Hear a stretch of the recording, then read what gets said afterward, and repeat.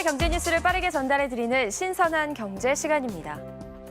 국민연금은 만 59세까지 의무 가입하게 되어 있는데요. 현실에 맞게 의무 가입 상한 연령을 높여야 한다는 내용의 보고서가 나왔습니다. 최근 한국보건사회연구원이 국민연금 가입 상한 연령 연장의 적절성 연구 보고서를 발표했습니다. 의무 가입 상한 나이를 지금보다 5년 더 높여 64세로 연장하는 방안을 검토해야 한다는 게 주요 내용인데요.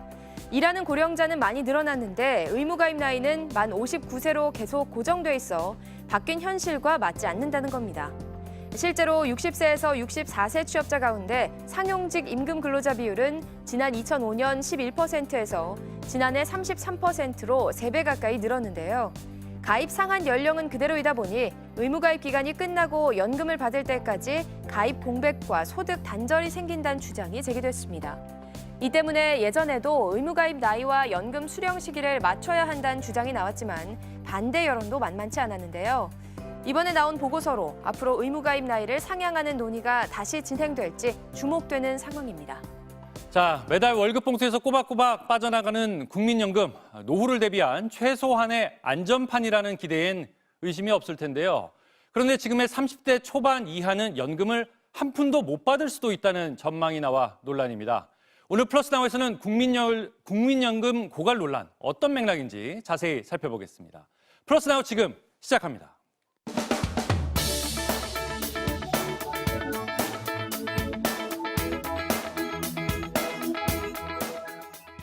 오늘은 행복자산관리연구소 김현우 소장과 함께합니다. 안녕하세요. 네, 안녕하세요. 자, 올해 만 32살, 네. 32살 직장인들은 은퇴 후에 국민연금을 한 푼도 못 받는다는 분석, 어떻게 나온 겁니까? 네, 이게 한국경제연구원이 이 국회 예산정책처 자료를 인용해서 분석한 겁니다. 2020년에는 국민연금의 기금이 740조 원이었는데 이게 2030년에는 1027조 원으로 정점을 찍었다가 계속 줄어들게 됩니다. 예. 네, 그러다가 2055년에는 기금이 완전히 소진된다는 건데요. 네, 그렇게 되면 1990년생, 그러니까 지금의 만 32살인 사람이 65세가 됐을 때는 그때 당시에 국민연금 기금이 한 푼도 남아있지 않게 된다, 이런 뜻입니다. 예.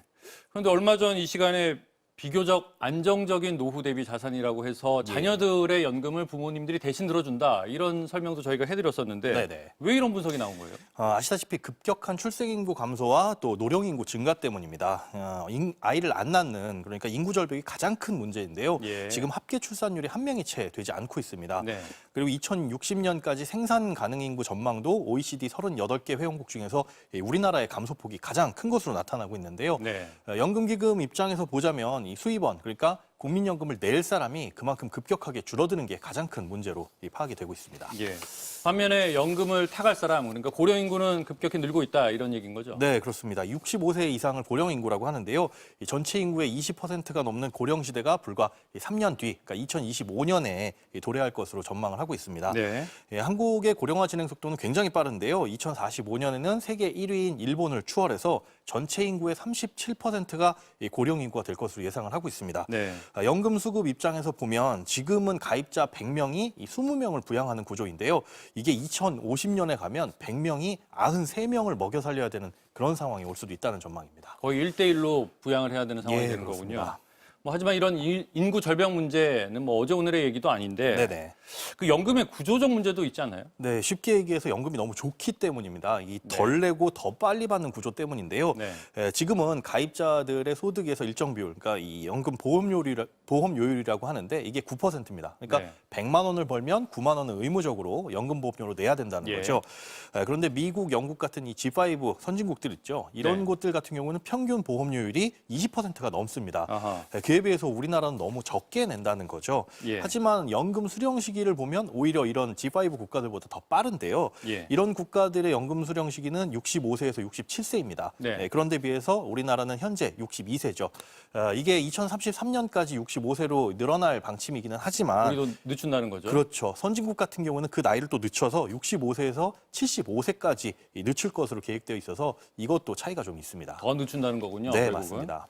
그럼 결국 이제 보험료를 더 올리거나 네. 아니면 연금 받는 시점을 더 늦추거나 이런 방법밖에 없다는 건가요? 이론적으로는 사실 그런데요. 그동안에도 여러 차례 이 문제가 논의가 되기는 했었습니다. 네. 그런데 아직 보험료를 더 내는 것에 대해서는 이 사회적 합의가 이루어지지 않았고요. 네. 이 부분은 논의가 더 필요해 보입니다. 예. 그리고 연금 받는 시기를 더 늦추는 것도 지금 우리 뭐 평생 직장이라는 개념이 점차 없어져 가면서 50대 은퇴자들도 많이 생겨나고 있잖아요. 그렇죠. 근데 그렇게 은퇴한 다음에 연금을 받을 때까지의 이 사회적 보장 장치가 그렇게 충분하지 않다 보니까 네. 이것도 쉽게 합의가 되기는 어려울 것으로 보이고 있습니다. 그래서 결국 이제 개인적으로 네. 사적 연금을 가입해야 되는 거 아니냐 이런 고민이 늘어나고 있다는 거죠. 네, 그렇습니다. 아직까지 우리나라는 다른 나라들보다 이런 국민연금에 대한 의존도가 높은 편입니다. 예. 개인연금이나 퇴직연금 같은 이 사적연금 가입률이 17%에 못 미치는 수준인데요. 네. 앞서 말씀드린 G5 선진국 같은 경우에는 평균 55.4%가 이런 사적연금을 가입하고 있습니다. 아하, 예. 자, 그러면 이런 예. 1차원적인 이런 셈법으로는 국민연금을 계속 유지할 수 없다면 네. 뭐 인위적으로라도 인구를 좀 늘리거나 이런 방법들은 없습니까? 우리보다 고령화가 빨리 진행된 일본이 그런 대책을 지금 진행을 하고 있습니다. 예. 이 생산 가능 인구를 외국에서 찾는 건데요. 네. 쉽게 얘기해서 외국인들을 일본에서 일하게 만들면 이 네. 노동 인구도 늘어나고 뭐 예. 세금 낼 사람도 많아지고 뭐 길게 예. 보자면 귀화를 시킬 수도 있는 거잖아요. 예. 이렇게 강력한 인구 유입 정책을 현재 시행을 하고 있습니다. 네. 그런데 우리나라 같은 경우에는 이게 뭐 노동 문제라든가 아니면 그렇죠. 외국인 정책하고 맞물려 있다 보니까 아무래도 상당한 사회적 논의가 필요해서 이것도 현실적으로 그렇게 쉬운 방안은 아닌 것으로 보입니다. 그러네요. 자, 그럼 가입자 순증이 현실적으로 좀 어렵다면은 네. 이 연금을 좀 잘 운용하는 방법은 없나요? 그렇습니다. 지금 국민연금 기금이 한 740조 원 정도가 쌓여 있는데요. 예. 투자 수익률을 1%만 높여도 이 보험료율을 2% 높이는 효과다라는 계산들도 나오고 있습니다. 예. 기금운용위원회는 그래서 앞으로 5년 동안 연평균 한 5.1%의 수익률을 내는 걸 목표로 하고 있는데요. 네. 작년 10월 말 기준으로 수익률을 보면 7%가 좀 넘었습니다. 네. 해외 주식 투자로 20% 넘는 이 수익을 거뒀기 때문인데요. 매년 이런 성과가 나올 수는 없겠죠. 그렇죠. 네. 이렇게 또 수익률을 높이려고 한다면 뭐 주식 같은 위험 자산에 그만큼 많이 투자가 돼야 되잖아요. 그렇죠. 그런데 이게 국민 노후 자금이기 때문에 그렇게 위험 자산에 많이 투자를 하는 건 아무래도 부담스러워서 누구든 쉽게 결정할 수 있는 문제는 아닙니다. 그러네요. 정부의 고민도 더 깊어질 것 같은데, 네. 자, 개인 차원에서는 좀 어떤 준비를 하면 좋을까요? 3층 연금이라는 말이 있잖아요. 이 국민연금 말고도 뭐 퇴직연금이나 개인연금 같은 이런 사적연금을 조금 더 보완하는 게 한 방법이 될 수가 있습니다. 예. 이번에 연말정산 해보신 분들은 아시겠지만 이런 사적연금 같은 경우에는 이 세제 혜택이 굉장히 크죠. 예. 그래서 소득이 있는 분들은 이걸 적극적으로 활용하시는 것도 좋고요. 예. 또 이 시간에도 여러 번 다뤘었는데 이 집을 갖고 계신 분들이라고 한다면 이 주택연금 같은 제도도 잘 활용하는 게 개인적으로 대비를 하는 방법이 될 수도 있습니다. 사적연금 같은 경우에는 1년에 부을 수 있는 한도 같은 게 있죠. 네, 1년에 부을 수 있는 한도는 1,800만 원으로 정해져 있고요. 예. 이 세제 혜택을 받을 수 있는 한도는 최대 700만 원까지로 정해져 있는데 이런 것들도 조금 더 보완이 돼야 사적연금을 유인할 수 있는 방법이 될 수 있을 거라고 보입니다. 예, 혜택 못 받으신 분들은 올해 잘 한번 설계해 보시면 좋을 것 같습니다. 자, 인구 절벽이 어제 오늘 얘기는 아니니까요. 사회적 안전장치가 제 기능을 할 수 있도록 빨리 사회적 논의나 제도 보완이 필요할 것 같습니다. 자, 내일은 최근 주유소 가기 무서워졌다는 유가, 기름값 인상에 대해 알아보겠습니다. 오늘 말씀 감사합니다. 네, 고맙습니다. 지금까지 재택플러스였습니다. 자, 교육복지팀 김혜성 기자에게 몇 가지 질문을 더 해보겠습니다. 자, 저희가 지난 한 주 동안의 국민연금에 대해서 집중적으로 보도를 했잖아요. 근데 시청자 반응을 보면은 이래요. 차라리 국민연금을 폐지해라, 또 의무 가입해서 아예 빼달라 이런 주장들이 꽤 많았어요. 네, 앞서 보셨듯이 지금 보험료 인상이 필요한 건 사실이고요. 젊은 세대들은 그 받을 날은 멀었는데 지금 당장 돈을 더 내라는 거냐, 여기에 격한 반응을 보이고 있는 것 같습니다. 그렇죠. 네. 하지만 국민연금이라는 것은 국가가 노후를 보장하는 최소한의 장치인데요. 우리나라 노인 빈곤율 지금 되게 심각합니다. OECD 평균의 3배가 넘고요. 또 기대 수명은 꾸준히 늘어나고 있어서 이 소득 없는 노후라는 게 누구에게나 다가올 수 있는 현실입니다. 이런 상황에서 국민연금을 아예 폐지하거나 뭐 선택가입으로 돌리거나 하게 되면 결국 그 노후 빈곤 문제를 국가 재정으로 다 메꾸게 될 텐데 이는 다음 세대에게 폭탄을 넘기는 거나 다름없는 거죠. 자, 또 하나의 큰 걱정 중 하나가 자, 그러면 국민연금이 고갈돼서 지금 내기만 하고 나중에 못 받는 거 아니냐, 뭐 이런 걱정들이 많아요. 예, 그건 구조상 불가피합니다. 그 구조상 젊었을 때 소득의 일부를 내고 노후에는 생활 자금을 받아가는 거기 때문에 국민연금 고갈은 불가피한데요. 또 우리나라는 지금 미리 쌓아놓고 거기에서 돈을 주는 방식인데 사실 지금 유럽 선진국들은 이미 다 그 적립금이 소진된 뒤에 매년 가입자들로부터 높은 보험료율로 그 돈을 걷어가고 있습니다. 우리도 결국은 이렇게 갈 수 있겠지만 그 시점을 최대한 늦추려는 게 정부의 또 노력이자 의무인 거고요. 그러기 위해서는 이 기금 운용을 잘하는 게 정말 중요합니다. 결국에는 지금 이게 신뢰의 문제인 것 같아요. 신뢰의 문제인 것 같은데 그럼 내 이익을 위해서 지금 국민연금이 내 이익을 위해서 기금을 어떻게 굴려서 이걸 어떻게 키워줄 것인지 이건데 이걸 이제 믿게 해야 되는 거잖아요. 그렇죠. 그렇기 위해서 그 우수한 투자 인력을 유치해서 그 기금 운용 능력을 높이는 거는 당연하겠고요.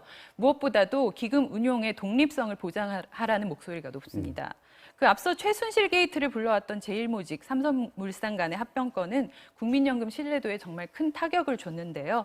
입힌 손해만 해도 시민단체 추산 지금 수천억대로 추산되고 있는데 이런 일을 막기 위해 최고의결기구의 권한을 강화하고 또 한두 명의 개인이 그 기금 운용 방향을 좌지우지하는 이런 일을 막도록 강력한 개선을 요구하고 있는 겁니다. 김 기자도 계속 강조를 했지만 어느 순간에는 이제 연금 개혁이 분명히 불가피한데 그럼 정부로서는 지금 이거를 사실 차근차근 설명해서 설득하는 게 맞았는데 사실 이번 사안을 보면은 좀 그 과정을 생략하는 데서 좀 아마추어 같지 않았나 이런 지적들이 나오는 것도 사실이에요. 네, 결국 국민의 신뢰를 얻는 그 과정에 실패까지는 아니지만 소홀했다 이런 비판을 면할 수가 없는데요. 이게 5년마다 하는 재정 추계가 올해 예정돼 있었던 만큼 사전에 미리 우리나라의 노후 빈곤 상황과 또 연금 재정 이런 부분을 충분히 설명을 하고 이해를 구했더라면 훨씬 더 나은 그 결과를 가져오지 않았을까. 지금의 혼란을 정부가 자초한 측면이 있다. 이렇게 보여집니다. 자, 지금까지 김혜선 기자였습니다. 잘 들었습니다.